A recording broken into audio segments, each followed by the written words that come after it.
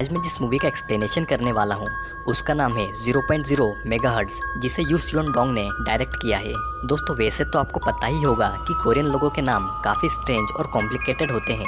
इसीलिए मैंने इस वीडियो में उनके नाम को बदलकर कुछ सिंपल नाम में कन्वर्ट कर दिया है। तो अब ज़्यादा टाइम वेस्ट नहीं करेंगे और चलेंगे सीधा वीडियो की तरफ।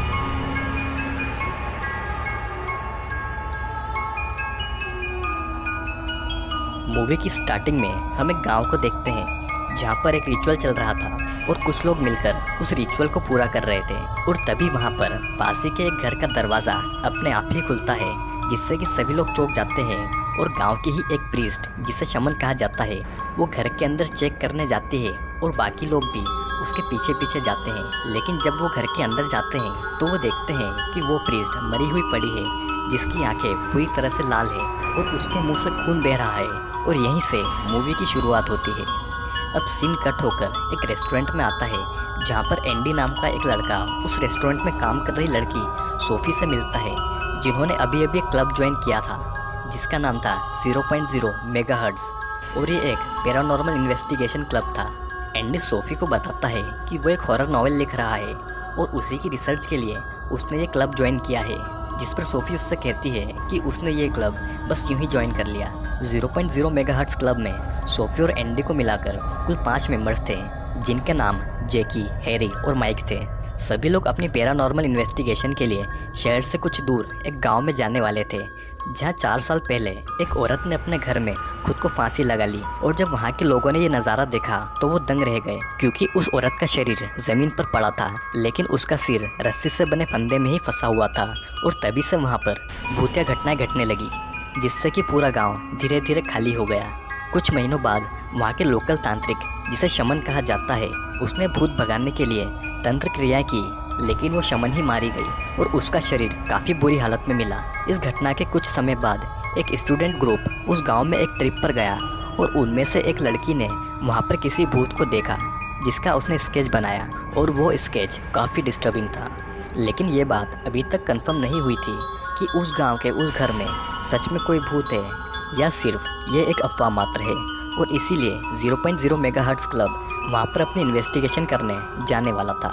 और तभी एंडी, जो कि क्लब का नया मेंबर था, वो ये सवाल करता है कि 0.0 मेगाहर्ट्ज़ का मतलब क्या है, जिसका जवाब देते हुए जैकी कहती है कि 0.0 मेगाहर्ट्ज़ वो फ्रिक्वेंसी है जिसमें इंसानी दिमाग पैरानॉर्मल चीज़ों को महसूस करता है, और सरल भाषा में कहा जाए तो ये भूतों को बुलाने वाली फ्रिक्वेंसी है। फिर हम देखते हैं कि अगले दिन सभी क्लब मेंबर्स उस हॉन्टेड गांव के लिए निकल जाते हैं और रास्ते में एक शॉप पर रुकते हैं, जहां से वे सभी खाने का सामान वगैरह लेते हैं। बाहर सोफी को एक अजीब सी लड़की दिखाई देती है जिसके पैरों से खून बह रहा था। वो शॉप में तो घुसती है लेकिन उस शॉप के अंदर नहीं आती। और जब सभी वापस उस गांव के लिए निकलते हैं तो सोफी को वही लड़की उन्हें घूरती हुई दिखाई देती है, लेकिन बाकी सभी लोग उस लड़की को नहीं देख पा रहे थे। फिर कुछ देर के सफ़र के बाद सभी लोग उस गांव में पहुंच जाते हैं, जहां पर वो पैदल जंगल के रास्ते पहुंचते हैं। और सोफी को उस घर को देखकर कुछ अजीब महसूस होता है और बाकी के क्लब मेंबर्स उस हॉन्टेड घर को चेक करने में जुट जाते हैं, जब माइक को एक बर्तन में कुछ अजीब सा दिखता है, जिससे कि वो काफ़ी डर जाता है।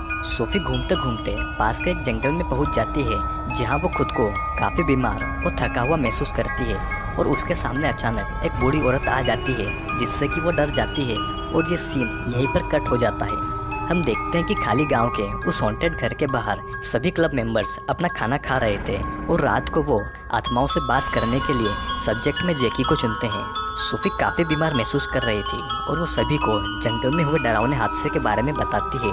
लेकिन सभी उसका मजाक उड़ाते हैं क्योंकि वो भी इस क्लब में नई थी और सभी उसे आराम करने का कहते हैं। शाम होते होते मौसम बिगड़ने लगता है और सभी बारिश होने से पहले अपने इक्विपमेंट्स और कैमरास वहाँ पर सेट कर लेते हैं। और रात होते ही वो जैकी को मीडियम बनाते हैं। वो 2 एक जैसी दिखने वाली गुड़ियाओं को लेते हैं और एक गुड़िया को ठीक वहीं पर लटकाते हैं जहाँ पर उस औरत ने फांसी लगाई थी, और दूसरी गुड़िया के पेट में वो जैकी के कटे हुए नाखून डालते हैं और उस गुड़िया को एक पानी से भरे बर्तन में रखते हैं जिसमें कि कच्चा मांस भी था।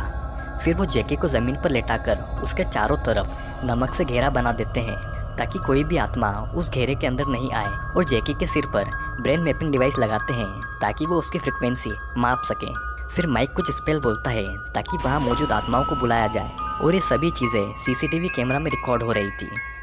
हैरी उस घर के बाहर अपने इक्विपमेंट्स पर देखता है कि जैकी के ब्रेन की फ्रिक्वेंसी कम हो रही है और तभी जैकी अजीब तरह से बिहेव करती है जिससे कि सभी डर जाते हैं। लेकिन हम देखते हैं कि जैकी बस नाटक कर रही थी और ये प्रोसेस एक बार फिर से शुरू की जाती है। लेकिन काफ़ी देर तक कुछ नहीं होता और सभी बाहर इंतज़ार करते करते थक जाते हैं। माइक टॉयलेट करने चला जाता है और हेनरी एंडी को सोफ़ी के पास भेज देता है और वो खुद जैकी के पास चला जाता है और वहीं उसके पास ही सो जाता है, जिसे अब माइक मॉनिटर कर रहा था।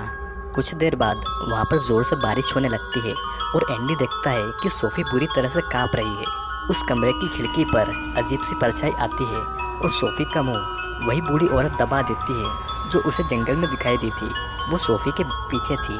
लेकिन एंडी उसे ज़रा भी नहीं देख पा रहा था। माइक मॉनिटर पर देखता है कि जैकी की ब्रेन फ्रिक्वेंसी काफ़ी कम होती जा रही है और धीरे धीरे वो 0.0 मेगाहर्ट्ज़ पर आकर रुक जाती है, जिसके बाद जैकी की आंखें एकदम से खुलती है और वो अजीब तरह से चलकर बाहर आती है। माइक को लगता है कि शायद ये एक बुरा सपना है और अंदर जाने पर जैकी की जगह बस हैरी सो रहा था और जो गुड़िया वहाँ पर लटकाई गई थी उसका बस सर वहाँ पर लटक रहा था और बाकी शरीर गायब था। फिर सभी मिलकर जैकी को ढूंढते हैं और देखते हैं कि जैकी अजीब तरह से बिहेव कर रही है। जैकी फिर से नॉर्मल होकर सभी से खुद को बचाने को कहती है और अचानक से फिर वही अजीब बर्ताव करती है और जैकी किचन के अंदर बने चैम्बर में अपने आप घुसती चली जाती है, जिससे हेनरी और माइक उसे बाहर निकालने की कोशिश करते हैं। तो वो देखते हैं कि कोई चीज़ उसे अंदर से खींच रही है और वो देखते हैं कि चैम्बर से खतरनाक आत्मा बाहर आती है और जैकी को अंदर खींचकर ले जाती है। इधर सोफ़ी की तबीयत काफ़ी ख़राब थी, वो ठीक से उठ भी नहीं पा रही थी और हैरी एंडी को उसे कार में ले जाने को कहता है और माइक को लेकर वहाँ पर सेट किए हुए इक्विपमेंट्स और जैकी को वापस लाने जाता है। हैरी माइक के साथ मिलकर उस किचन के अंदर जाता है और फर्श को तोड़ने लगता है क्योंकि वहीं पर वो चैम्बर था। इधर चैम्बर के अंदर जैकी बेहोश पड़ी हुई थी और किसी के घने लंबे बाल उसे जकड़ते जा रहे थे। हैरी और माइक एक पत्थर की मदद से किचन के फर्श को तोड़ देते हैं और जैकी को वहाँ से खींचकर बाहर निकालते हैं और उसे वापस कार में ले आते हैं। सभी लोग उस गांव से निकलने ही वाले थे कि सोफ़ी कहती है कि उन्होंने उस डॉल को जलाया है या नहीं, क्योंकि वो रिचुअल अभी तक जारी है और उसे ख़त्म करने का एक ही तरीका है, डॉल को जला देना। सभी लोग माइक को वापस जाकर डॉल को जलाने को कहते हैं क्योंकि माइक का ही ये पूरा प्लान था और ना चाहते हुए भी माइक वापस जाता है, लेकिन वो उस डॉल को बिना जलाए ही वापस आ जाता है और सबसे झूठ कहता है कि वो उस डॉल को जला चुका है। सभी वापस शहर आते हैं और जैकी को हॉस्पिटल में एडमिट करवाते हैं क्योंकि उसे अभी तक होश नहीं आया था। हैरी जैकी के साथ हॉस्पिटल में रुकता है और बाकी के लोग पास ही के एक होटल में जाकर रुकते हैं क्योंकि रात ज़्यादा हो चुकी थी और वो इतनी रात को अपने घर नहीं जा सकते थे।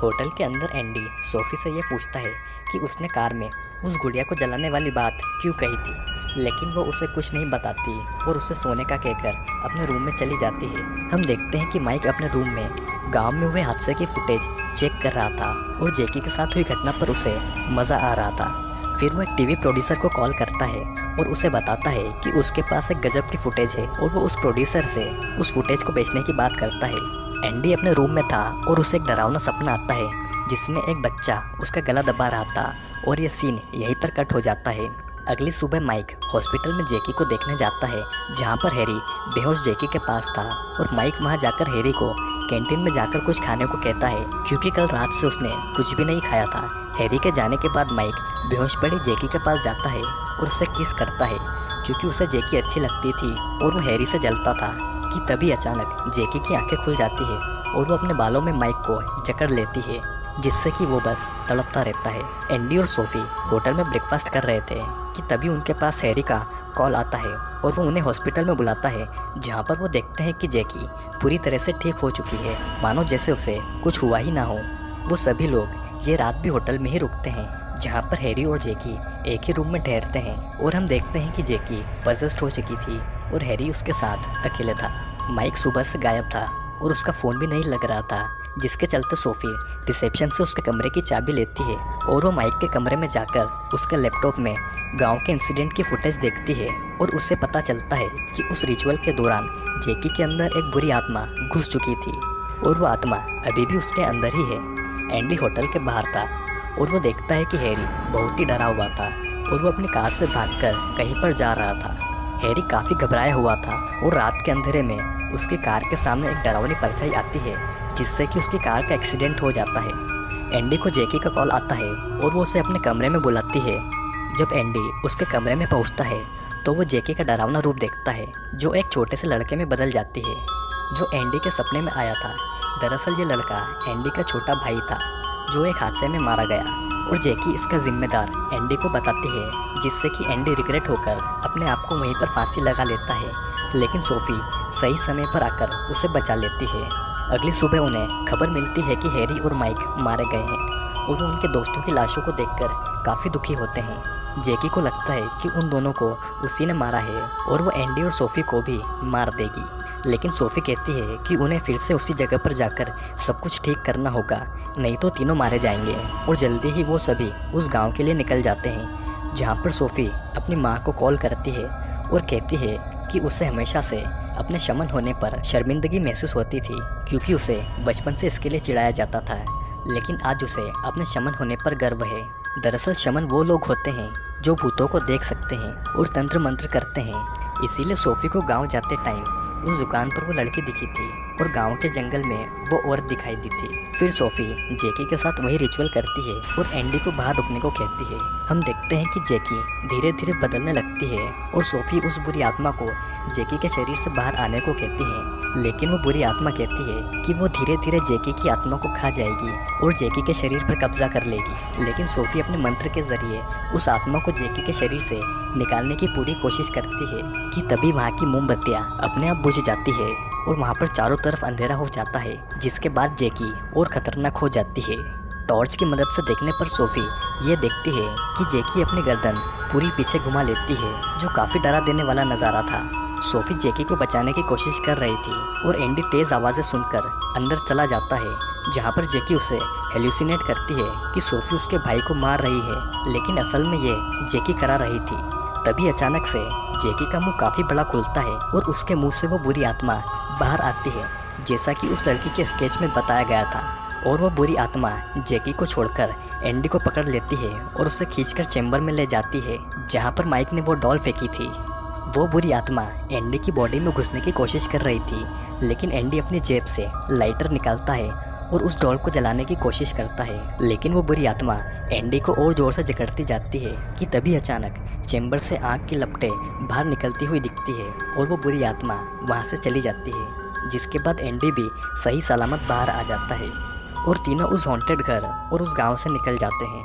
अगले सीन में हम देखते हैं कि एंडी और सोफी एक रेस्टोरेंट में थे जहाँ पर एंडी अपने लैपटॉप में उसे नॉवेल का ड्राफ्ट दिखाता है और बाहर चला जाता है। एंडी के लैपटॉप में सोफी उस घर की फुटेज देख लेती है जहाँ से उसे पता चलता है कि एंडी तो चैम्बर में ही था और वहीं मारा गया था, और जो उसके साथ रेस्टोरेंट में है वो एंडी नहीं है। और तभी सोफी के कंधे पर एंडी अपना हाथ रखता है और मूवी यहीं पर ख़त्म हो जाती है। दोस्तों, आई नो कि आपके मन में कई सारे सवाल चल रहे होंगे और मैं उन सभी सवालों को क्लियर करने की कोशिश करूंगा। ये कहानी एक पैरानॉर्मल इन्वेस्टिगेशन क्लब की है जिसका नाम 0.0 मेगाहर्ट्ज़ था, जो कि एक फ्रिक्वेंसी है जिस पर इंसान पैरानॉर्मल चीज़ों और मरे हुए लोगों से संपर्क करता है। इस क्लब में 2 नए मेंबर जुड़े थे